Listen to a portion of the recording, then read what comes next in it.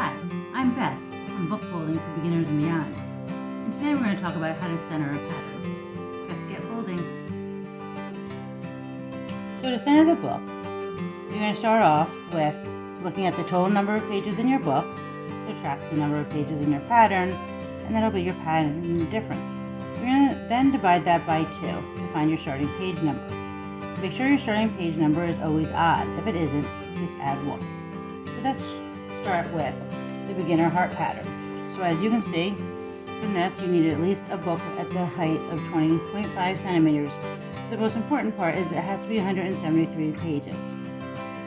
So the book I'm going to use is, I'm going to go to the last page and look. And I'm at 353 pages. So let's write down 353. 353, and I'm going to subtract the number of pages in the pattern, which is 173. Go ahead and do the math.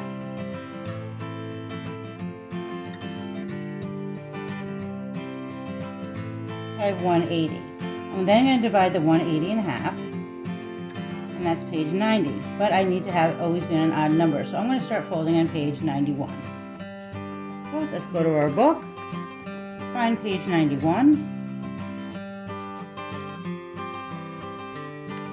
And that's where our first fold will be. That way, the pattern will be perfectly centered. Happy folding!